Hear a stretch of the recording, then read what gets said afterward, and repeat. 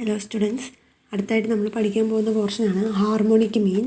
നമ്മുടെ അരിത്തമെറ്റിക് ആവറേജുകളിൽ ലാസ്റ്റത്തേതും മൂന്നാമത്തതുമാണ് ഹാർമോണിക് മീൻ. അരിത്തമെറ്റിക് മീൻ പഠിച്ചു, ജോമെട്രിക് മീൻ പഠിച്ചു. നെക്സ്റ്റ് വണ്ണാണ് ഹാർമോണിക് മീൻ എന്ന് പറയുന്നത്. ഫസ്റ്റ് ഹാർമോണിക് മീനിൻ്റെ definition: the reciprocal of the arithmetic average of the reciprocals of the values of various items. അതായത് നമുക്ക് തന്നിരിക്കുന്ന വേരിയസ് ഐറ്റംസിൻ്റെ വാല്യൂസിൻ്റെ റെസിപ്രോക്കൽസിൻ്റെ അരിത്തമെറ്റിക്കൽ ആവറേജിൻ്റെ റെസിപ്രോക്കലാണ് ഹാർമോണിക് മീൻ എന്ന് പറയുന്നത്. അതിൻ്റെ ഇക്വേഷൻ താഴെ തന്നിട്ടുണ്ട്.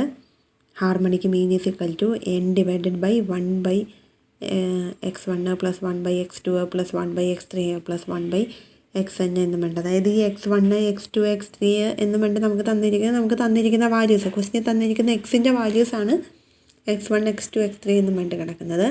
അതിൻ്റെ എല്ലാത്തിൻ്റെയും റെസിപ്രോക്കൽ നമ്മൾ എടുക്കണം. അതായത് നമുക്ക് തന്നിരിക്കുന്ന എല്ലാ വാല്യൂസിൻ്റെയും 1/8 വാല്യൂ നമ്മൾ എടുക്കണം. ഇപ്പോൾ 10 എന്നാണ് തന്നിരിക്കുന്നതെങ്കിൽ 1/10, 12 എന്നാണ് തന്നിരിക്കുന്നതെങ്കിൽ 1/12, അങ്ങനെ നമ്മൾ കാണാം.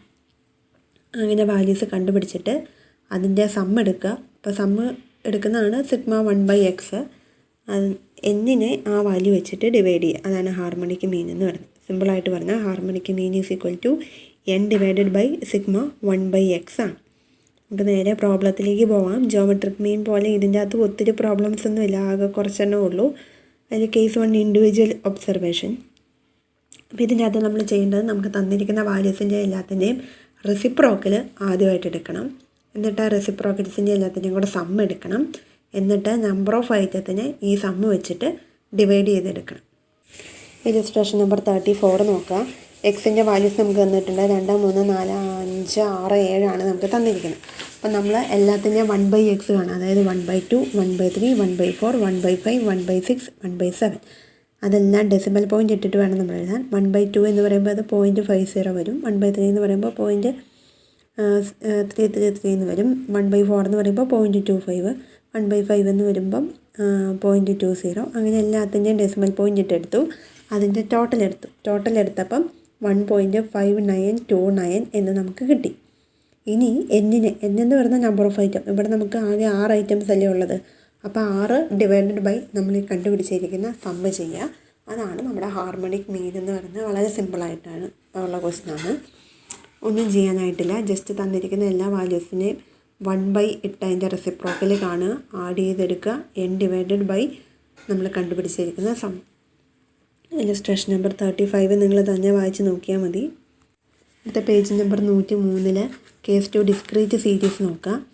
അവിടെ എന്ന് പറയുമ്പം n ഡിവൈഡഡ് ബൈ ഡിസ്ക്രീറ്റ് സീരീസും കണ്ടിന്യൂസ് സീരീസിൽ എപ്പോഴും നിങ്ങൾക്ക് അറിയാമല്ലോ, ഫ്രീക്വൻസി എന്ന് പറഞ്ഞൊരു ഐറ്റം വന്നിട്ടുണ്ടായിരിക്കും. അപ്പോൾ നമ്മുടെ ഇക്വേഷൻ എന്ന് പറയുന്നത് n divided by sigma fx ആണ്. അതായത് f ഇൻറ്റു 1/x ആണ്. അപ്പോൾ ആ 1/xനെ f വെച്ചിട്ട് ഇൻറ്റു ചെയ്യുമ്പോഴത്തേക്കും അത് fx ആയിട്ട് മാറുമല്ലോ. അപ്പോൾ ഇവിടെ നമ്മൾ ചെയ്യേണ്ടത്, ഫസ്റ്റ് എക്സ് എല്ലാം എടുത്ത് എക്സ് എഫും എഴുതുക. എന്നിട്ട് എല്ലാത്തിൻ്റെയും 1/x കാണണം. എന്നിട്ട് കിട്ടുന്ന എല്ലാ 1/xനെ എഫ് വെച്ചിട്ട് ഇൻറ്റു ചെയ്യണം. ഇൻറ്റു ചെയ്തിട്ട് വേണം സമ്മ് കാണാനായിട്ട്. ഇല്ലസ്ട്രേഷൻ നമ്പർ 36 നോക്കുക.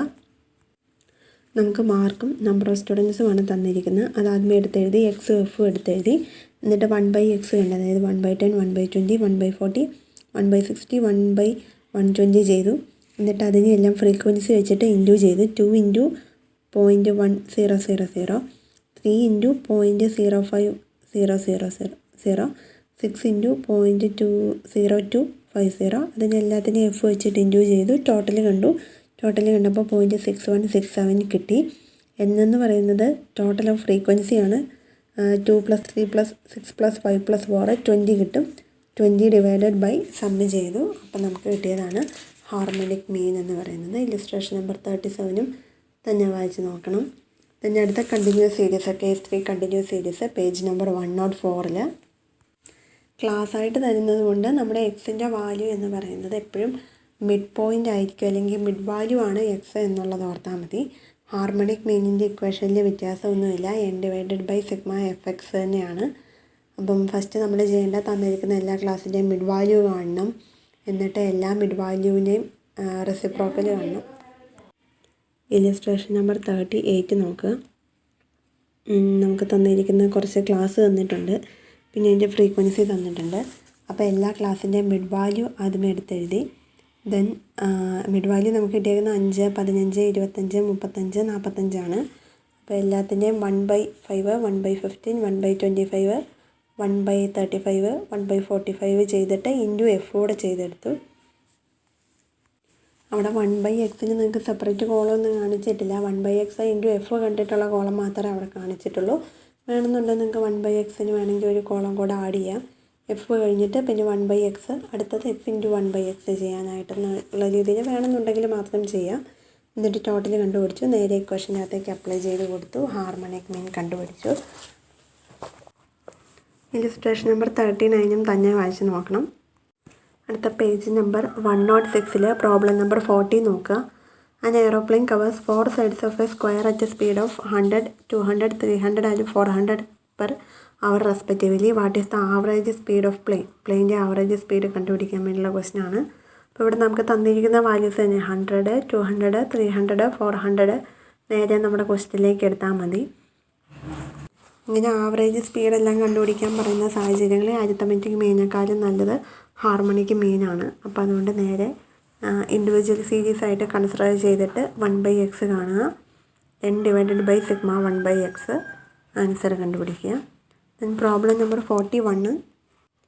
A couple travels 900 km by train at a speed of 60 km, 300 km by ship at the speed of 25 km per hour, 400 km by an aeroplane at a 350 km per hour, and at last 15 km by car at a 25 km per hour. അപ്പോൾ ഇവിടെ നമുക്ക് രണ്ട് കാര്യങ്ങളാണ് തന്നേക്കുന്നത്. എത്ര distance പോയി എന്നുള്ളതും ആ distance പോയതിൻ്റെ സ്പീഡും നമുക്ക് തന്നിട്ടുണ്ട്. അപ്പോൾ ഇതിനെ ഡിസ്ക്രീറ്റ് സീരീസ് ആയിട്ട് കൺസിഡർ ചെയ്യുക. സ്പീഡിനെ x ആയിട്ടും അവർ ട്രാവൽ ചെയ്ത ഡിസ്റ്റൻസിനെ ഫ്രീക്വൻസി ആയിട്ടും എടുക്കുക. എന്നിട്ട് ഹാർമോണിക് മീൻ നമ്മൾ ഡിസ്ക്രീറ്റ് സീരീസിൽ കാണുന്ന പോലെ തന്നെ F വെച്ച് കാൽക്കുലേറ്റ് ചെയ്തെടുക്കുക. 1/60, 1/25, 1/350, 1/25 ചെയ്യുക. എന്നിട്ട് ഇൻറ്റു എല്ലാത്തിൻ്റെയും ഫ്രീക്വൻസി ചെയ്ത് കഴിയുമ്പം സിഗ്മ FX കിട്ടും. സിഗ്മ FX വെച്ചിട്ട് ഇതിനെ ഡിവൈഡ് ചെയ്തെടുക്കുക.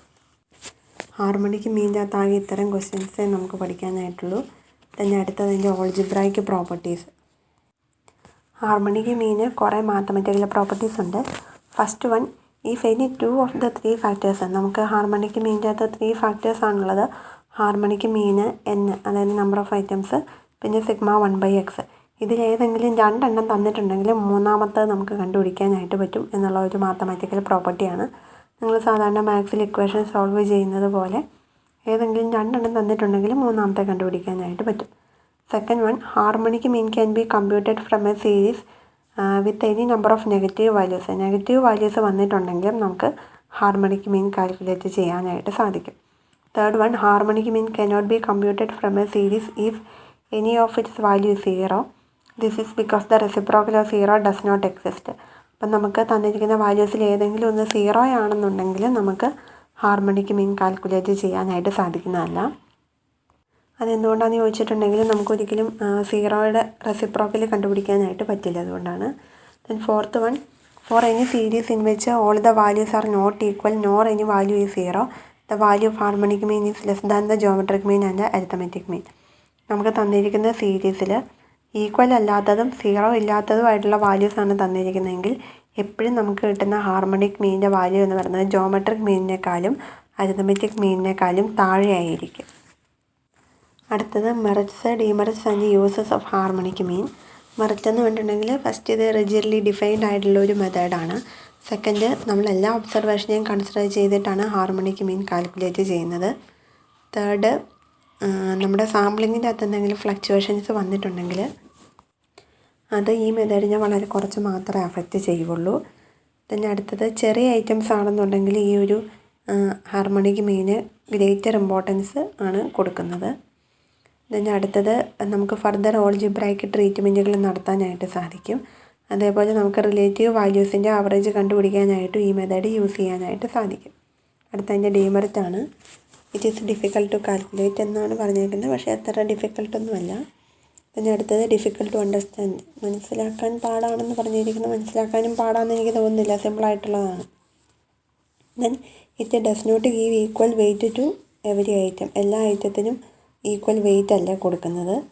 അടുത്തത് it may not be represented in the actual data. നമ്മൾ ആക്ച്വൽ ഡേറ്റ ആയിട്ടല്ല നമുക്ക് റെപ്രസെൻറ്റ് ചെയ്യുന്ന ഹാർമോണിക് മീൻ്റെ വാല്യൂ കിട്ടുന്നത്. ദെൻ 0 എന്നുള്ള വാല്യൂ നമുക്ക് വന്നിട്ടുണ്ടെങ്കിൽ അതിന് നമുക്ക് ഹാർമോണിക് മീൻ കാൽക്കുലേറ്റ് ചെയ്യാനായിട്ട് സാധിക്കുന്നതല്ല. Then it cannot be computed then when there are both negative and positive items. നെഗറ്റീവും പോസിറ്റീവും ഒരേപോലെ വന്നിട്ടുണ്ടെങ്കിൽ നമുക്ക് ഹാർമോണിക് മീൻ കമ്പ്യൂട്ട് ചെയ്യാമെന്ന് പറയുന്നത് ഇത്തിരി ബുദ്ധിമുട്ടാണ്. അത്രയാണ് ഡീമെറിറ്റ്. അടുത്ത അതിൻ്റെ യൂസാണ് പറഞ്ഞിരിക്കുന്നത്. ഹാർമോണിക് മീൻ ഏറ്റവും കൂടുതലായിട്ട് അല്ലെങ്കിൽ ഏറ്റവും ബെറ്ററായിട്ട് യൂസ് ചെയ്യാനായിട്ട് പറ്റുന്നത് ആവറേജ് സ്പീഡ്, ആവറേജ് പ്രൈസ് അങ്ങനെയുള്ള കാര്യങ്ങളൊക്കെ കണ്ടുപിടിക്കാനായിട്ട് വരുന്ന സമയത്താണ്. അടുത്തത് page number 165 practical problem number 39 മുതൽ 45 വരെയുള്ള ക്വസ്റ്റ്യൻസ് ചെയ്ത് നോക്കണം.